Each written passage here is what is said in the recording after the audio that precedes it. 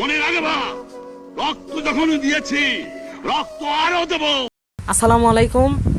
আমরা বগুড়া জেলা স্কুলের ষষ্ঠ শ্রেণীর ক শাখার 1 নম্বর দল থেকে এসেছি। তো আমি দলনেতা হিসেবে আছি আব্দুল্লাহ সামি। আমার সাথে আছে আমার সহপাঠী বন্ধুরা।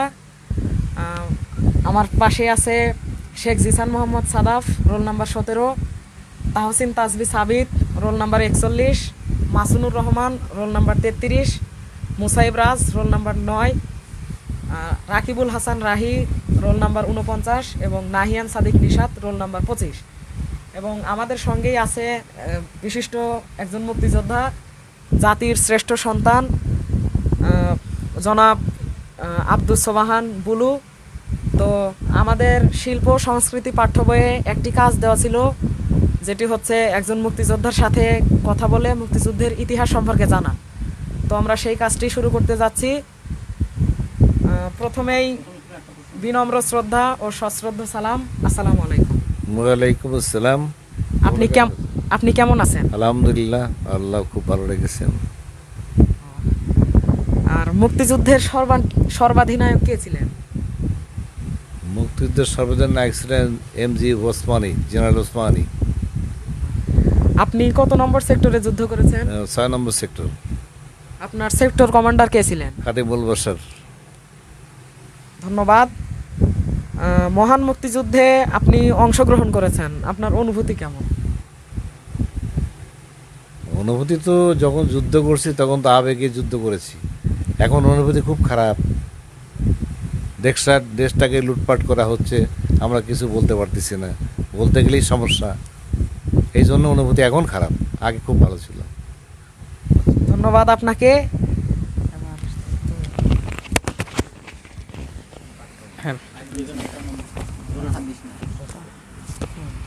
মহান মুক্তিযুদ্ধে অংশগ্রহণ করতে কে আপনাকে অনুপ্রাণিত জাগিয়েছিল?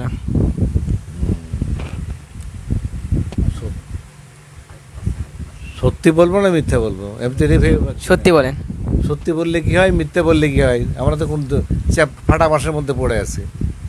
হ্যাঁ, সত্যি বললেও দোষ, মিথ্যে বললেও দোষ। আপনি সত্যটাই বলেন। 1971 সালে বঙ্গবন্ধু শেখ মুজিবুর রহমানের তার ডাকে সাড়া দিয়ে আমরা মুক্তিযুদ্ধে গেছি।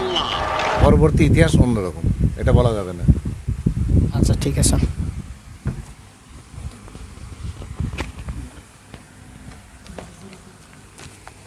মুক্তিযুদ্ধ চলাকালীন পরিস্থিতি সম্পর্কে সংক্ষেপে কিছু বলুন। মুক্তিযুদ্ধ চলাকালীন তো নানান রকম সমস্যা ছিল আমাদের তো অস্ত্র ছিল না, কিছু ছিল না। আমরা ভারতে গেছি, ভারতে যে ট্রেনিং করছি, তাদের খায়ে পড়ে আমরা মুক্তিযুদ্ধ করছি অস্ত্র নিয়ে। তারপরে তো এইভাবে আমরা দেশ স্বাধীন করেছি। সমস্যার তো শেষ নাই, এখনও শেষ নেই, সমস্যা চলতেইছে। কোন সমস্যার কথা বলবো, তোমরাই বলো। বলেন আপনার ইচ্ছে মতো একটি। না, ইচ্ছে মতো সব কথা বলা যাবে না। সেই দেশ আমরা স্বাধীন করতে পারিনি, আমরা স্বাধীনতা এখনো পাইনি।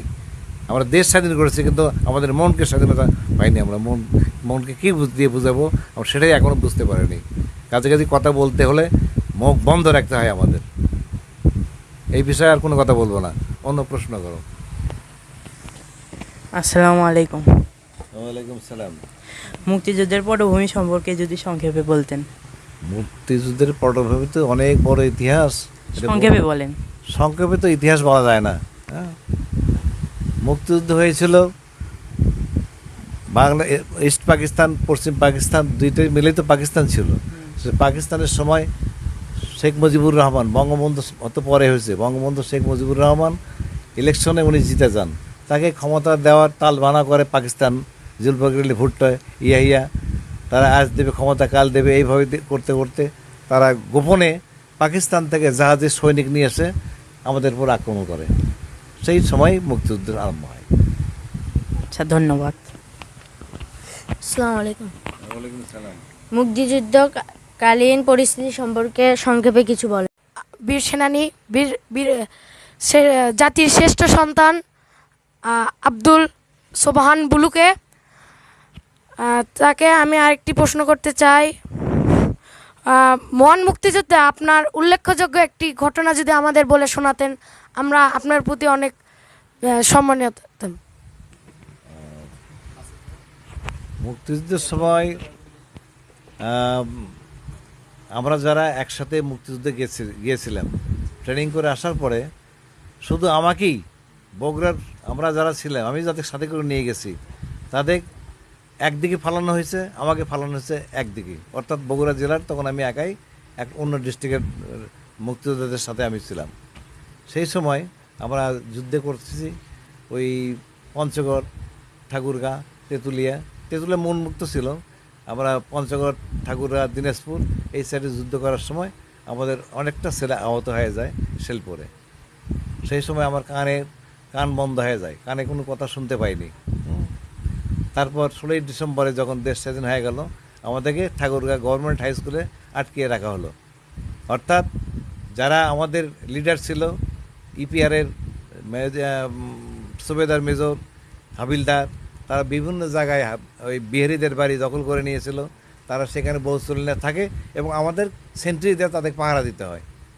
হ্যাঁ, সেই সময় আমরা ওই সুবেদার মেজরকে আমরা 1 মাস, দেশ স্বাধীন হওয়ার 1 মাস পরেও আমাদেরকে যখন ছাড়া হচ্ছিল না, তখন আমি এবং আমার সাথে ছিল সুন্দরগঞ্জ থানার 7 জন মুক্তিযোদ্ধা, তাদেরকে নিয়ে ওই মেজর সুবেদার মেজরকে আমরা বাধ্য করি আমাদের ছুটি দিতে।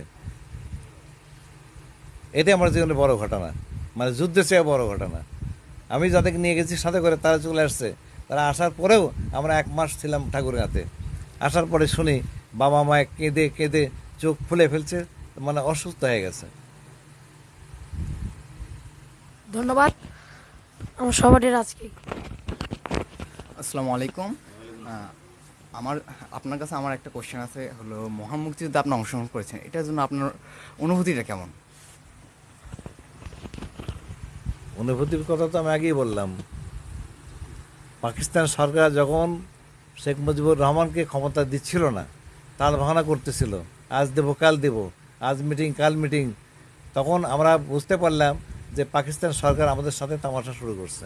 একে তো পাকিস্তানের সময় সব সময় বাঙালিদের সাথে বৈষম্য করছে, চাকরি নিয়ে, যে কোনো সমস্ত ব্যাপার নিয়ে। তখন আমরা বুঝতে পারছি এদেরকে এই দেশ থেকে না তাড়াইলে আমরা কোনো কিছু করতে পারবো না। তখনই আমার সিদ্ধান্ত নেই আমাদের কিছু একটা করতে হবে। তখন বঙ্গবন্ধু তাকে আমার সারা দিয়ে মুক্ত করে ছাড়বো ইনশাআল্লাহ।